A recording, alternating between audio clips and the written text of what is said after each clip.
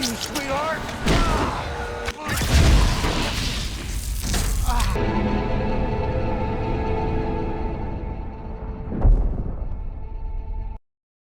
Episode kedua Fallout Season 2 membawa penonton lebih dalam ke dunia wasteland yang kejam. Cerita dimulai di tengah gurun Mojave yang membara. Matahari menyengat tanpa ampun, angin pasir beterbangan, dan langkah kaki berat terdengar di antara runtuhan peradaban lama. Lucy McLean, gadis polos dari Vault 33 yang kini mulai terbiasa dengan kekejaman dunia luar, berjalan berdampingan dengan Ghost.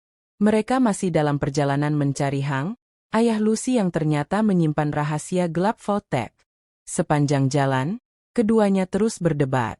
Lucy, dengan idealisme yang belum sepenuhnya pudar, mencoba mendidik Ghost. Ia bercerita panjang lebar tentang Golden Rule, aturan emas yang diajarkan di Vault. Lakukan kepada orang lain apa yang kau inginkan mereka lakukan padamu. Ghost hanya mendengus sinis. Sweetheart, di dunia ini, yang bertahan adalah yang paling kejam, bukan yang paling baik. Perdebatan ini menjadi benang merah episode, menunjukkan bagaimana pengalaman Lucy perlahan mengikis idealismenya, sementara Ghost tetap teguh pada filosofi survivalnya yang brutal. Tiba-tiba, jeritan minta tolong memecah keheningan gurun. Suara itu datang dari sebuah bangunan rumah sakit terbengkalai yang sudah lapuk dimakan waktu. Lucy langsung bersemangat. Ada orang yang butuh bantuan, katanya, mata berbinar penuh harapan. Ghost menggelengkan kepala. Itu pasti jebakan.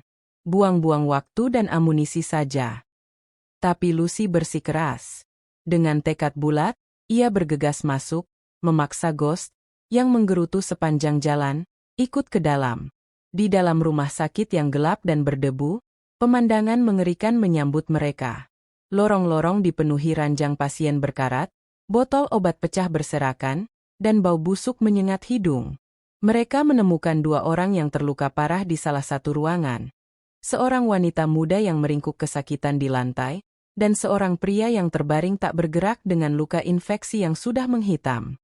Lucy segera berlutut di samping wanita itu, memeriksa lukanya dengan penuh perhatian. "Tenang, aku akan bantu kamu," katanya lembut, sambil mengeluarkan stimpak dan suntikan anti racun terakhir yang ia miliki. Ia menyuntikkan anti racun itu ke wanita tersebut, berharap bisa menyelamatkan nyawanya. Sementara itu, Ghost mendekati pria yang terluka. Tanpa kata, ia menggorok pria itu dengan satu tembakan. Darah berceceran, dan Ghost dengan dingin mulai memotong daging dari tubuh pria itu, lalu memakannya seperti zombie lapar. Lucy menoleh, terkejut dan muak. "Apa yang kamu lakukan?" teriaknya. Ghost hanya mengunyah sambil menjawab, "Makan siang gratis." Tak lama kemudian, wajah Ghost berubah. Ia memuntahkan daging itu dengan kasar. "Sial, dia sudah keracunan parah," geramnya sambil menyeka mulut. Belum sempat mereka bernapas lega, suara cakar menggaruk lantai terdengar dari balik pintu. Pintu jebol, dan seekor rat skorpion raksasa, kalajengking mutan berukuran truk, melompat masuk dengan sengat beracun yang mengkilap.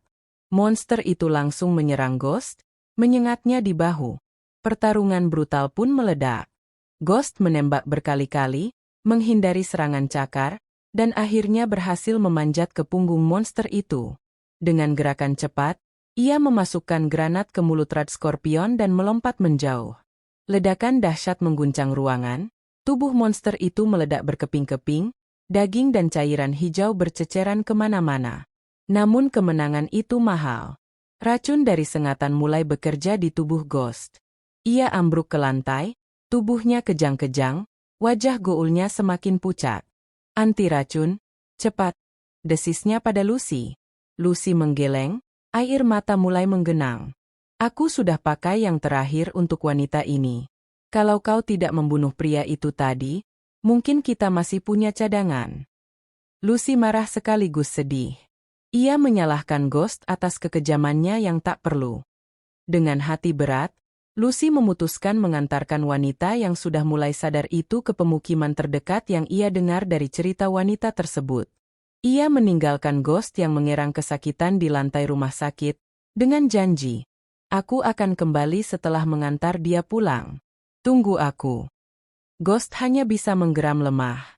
Jangan lama-lama ya. Setelah perjalanan melelahkan melintasi pasir, Lucy berhasil mengantarkan wanita itu ke sebuah kamp kecil yang ternyata sudah kosong. Hanya reruntuhan.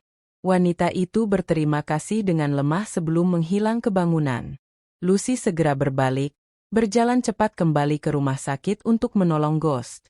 Namun, saat tiba di tengah jalan, bayangan-bayangan muncul dari balik bukit pasir. Sekelompok pria berarmor kulit dan logam bergaya Romawi kuno mengelilinginya. Mereka membawa tombak, kapak, dan senjata api primitif. Wajah mereka dicat perang, dan salah satu memakai topeng anjing liar. Caesar's Legion, faksi kejam yang memperbudak wanita dan menaklukkan segalanya, telah menemukannya. Lucy terpojok, senjatanya di tanah, dan episode memotong ke hitam saat salah satu legionair mendekat dengan senyum penuh kemenangan. Sementara itu, di markas Brotherhood of Steel yang megah di California, Maximus kini menjalani hari-harinya sebagai knight resmi. Ia mengenakan power armor lengkap, berdiri tegak di antara barisan prajurit baja. Maximus menghadiri rapat penting para elder dan knight senior. Mereka membahas artefak teknologi praperang yang ditemukan di observatory, serta ancaman baru dari faksi lain di Wasteland.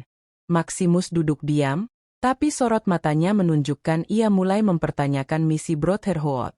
Setelah rapat usai, seorang knight senior bernama Dane, pria bertubuh jauh lebih besar dan berotot, menantang Maximus untuk duel kehormatan di arena latihan. Kau naik pangkat terlalu cepat, anak baru, ejak Dane. Duel tanpa armor dimulai. Awalnya, Maximus dipukuli habis-habisan, tinju Dane menghantam wajahnya berkali-kali hingga berdarah. Tapi Maximus tidak menyerah. Ia bangkit, menggunakan kecerdasan dan kecepatan untuk menghindari serangan. Perlahan, ia balik menyerang, memukul balik, dan akhirnya keduanya menghunus pisau. Pertarungan semakin ganas, darah mengucur, hingga Maximus berhasil menusuk perut Dane di saat kritis. Dane ambruk, dan Maximus dinyatakan menang. Namun, di wajah Maximus tak ada kegembiraan, hanya rasa bersalah dan keraguan yang semakin dalam. Sementara itu, jauh di bawah tanah Vault 31 yang dingin dan steril, adik Lucy yang bernama Norm, dan beberapa penyintas Vault 33 yang selamat, terus berjuang. Mereka telah menemukan ruang kriogenik berisi ratusan tabung berisi eksekutif Vault-Tec yang dibekukan sejak sebelum Great War. Para eksekutif Vault-Tec bermata dingin itu bangun dengan bingung, tapi cepat beradaptasi. Mereka langsung mengambil alih komando, memerintahkan Norm dan yang lain untuk mencari jalan keluar. Setelah pencarian intens, mereka menemukan terowongan rahasia yang mengarah ke ventilasi permukaan. Satu persatu, puluhan orang berpakaian jas praperang itu naik ke atas menggunakan tangga darurat. Ketika pintu atas terbuka, sinar matahari menyilaukan menyambut mereka.